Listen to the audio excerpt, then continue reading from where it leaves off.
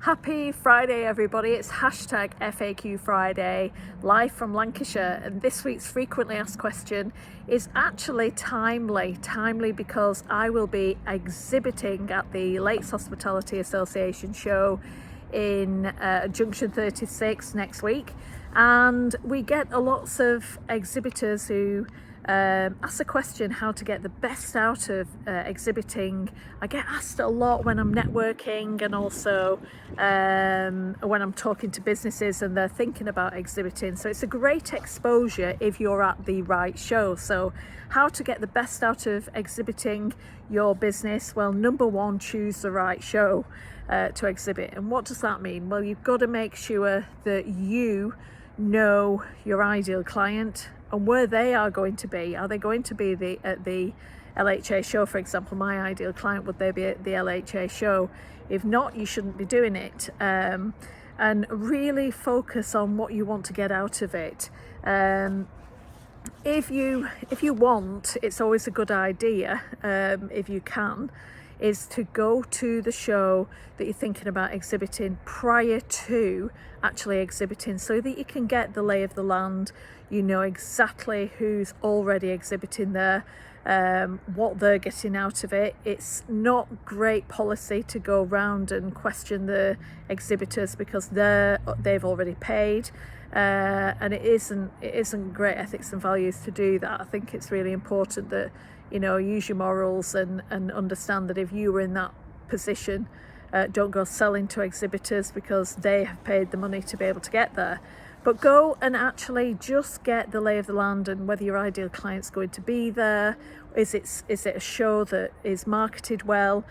Can they expose who you are, what you do and why you do it? Is there speaking opportunities? Is there other, look at how many opportunities that you can potentially get from that one show, whether it's a 1 day, 2 day, 3 day, 5 day, whatever that may be. But be really clear on whether that's the show for you, that your ideal client's going to be there, because if it's not, there's no point in being there. And make sure it's the best shows in your industry. Do some research with regard to it to make sure you're getting the best out of it. And when you visit the show and you get a feel of it, and actually look what stand would suit you. So many businesses just book a stand on a floor plan, and they don't realise that actually there's no traffic that goes past there, and then they complain and it's wasted money. So they've missed massive opportunities. So if you can, go and have a look which would be the best place to stand, put your stand, and then inquire with the the organisers of the exhibitions to see if you can get the best out of that.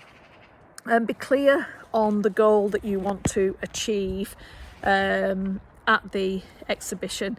Be really clear, with your team. Communicate, make them SMART goals: specific, measurable, achievable, realistic and time bound. It's so important that you understand what you want to get out of it, whether it's just research or whether it's research, promotion and selling, or exposure of your brand, and what does that look like, and be really clear what that is, and keep it simple, because you can't sell everything that you've possibly got. You can showcase what you've possibly got on a show reel of some description, but have a look at how you can promote elements that is easily either purchased or easily to sell, or if it's a big ticket item, you probably won't be able to sell it there and then, but make sure you get some hot leads to be able to help you to follow up afterwards. But be really clear on the goals that you want to achieve, and then have the collateral. Make sure you've got your marketing material. Make sure your stand stands out in the best way, that it's not cluttered, that it's actually streamlined, and it's showcasing your brand and everything that you do.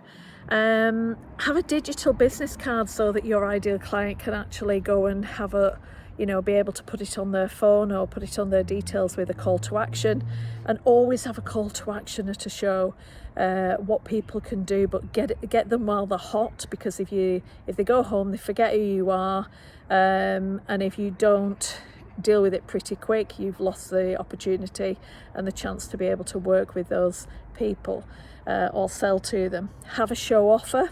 Make sure you've got a mechanism in place for collecting contacts, whether it's the scanners, whether it's Google Forms or whatever it may be, but make sure you've got a mechanism in place. Remember, writing it down on a piece of paper is really not okay with GDPR. You've got to be compliant and make sure that you're protected.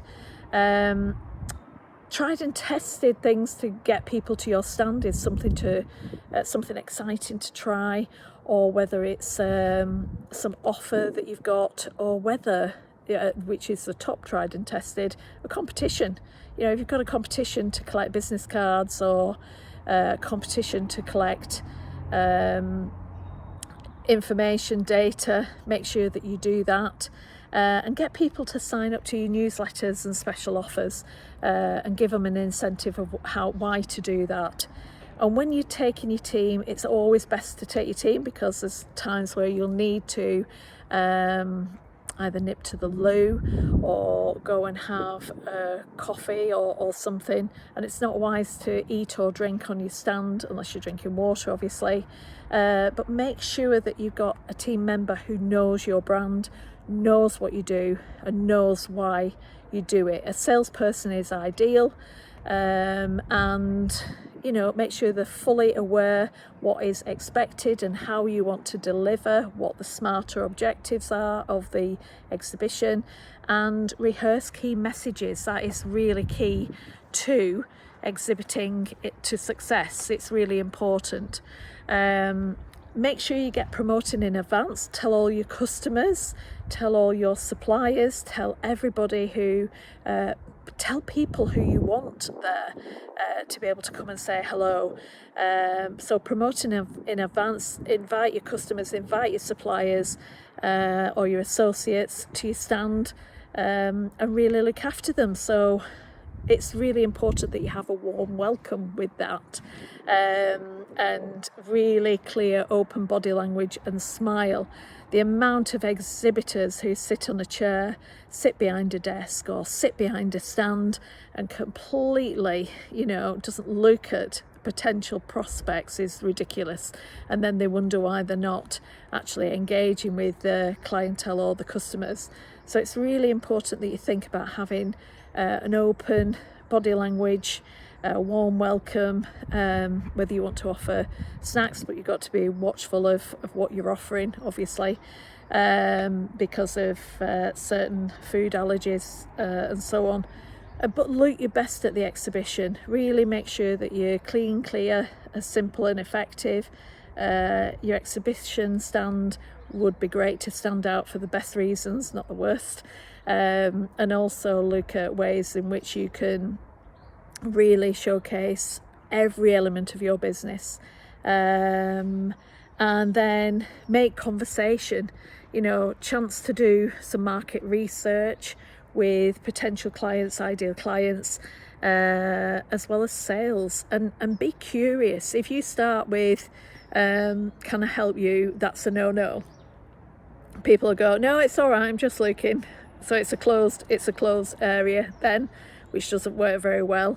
But come over as curious, ask questions, what are you looking for, or what's the best thing that you've seen at the exhibition so far, or at the event, and what free samples have they already got, what are they looking for, and what I tend to ask what goals, because I'm big on goals and results focused. So I tend to ask people, what was the goal of coming to the event? The amount of people who say, I didn't have a goal, really always fascinates me, because I think, gosh, you're spending your quality precious time and you've no goal, so there must be a reason you're there.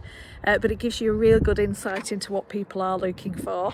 The other thing as well, that I'm really, really pushy about, and it's something that the biggest clients tend to come when people are packing up, and you might miss an opportunity if you pack up too soon. So I always advise, do not pack up until the exhibition is completely closed to the clients. If you pack up too soon, potentially you might miss a big client, and I've had it myself where I've been at an exhibition and I've actually got a big contract right at the end. And I've passed on people to clients who've ended up being big clients of other people, and if they'd have already packed up and gone home, they would have missed the opportunity.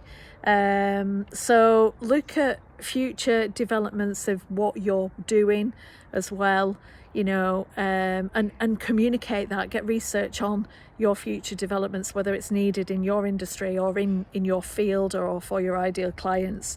But then it doesn't end there. It doesn't end when the exhibition closes. You know, after you've got all that data, then follow up. It is great to communicate in person because that's how you've met them. Sending a quick email out doesn't really do any justice, because a lot of the time it's just, oh, that's another 500 emails from an exhibition, so they delete it straight away and then you have no communication.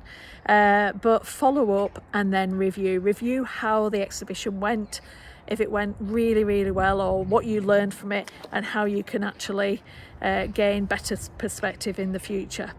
And what you can do different in the future to be able to help and support you, get your brand out there and support and serve your ideal client, because the reason why you're doing the exhibition is to support and serve your ideal client, because if they don't come to you and get your product, facility or service, then they'll go somewhere else and they might not be able to deliver how amazing that you are. So remember to deliver your unique selling point and why you do what you do, the story behind it.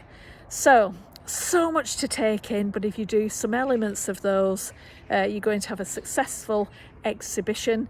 And remember to really showcase why you are doing what you do, but the pains and gains of your ideal client, which will help and support them. So I hope that's helped. As always, it's a happy Friday, and have a great weekend. Happy Friday and take care. All the best. Bye bye.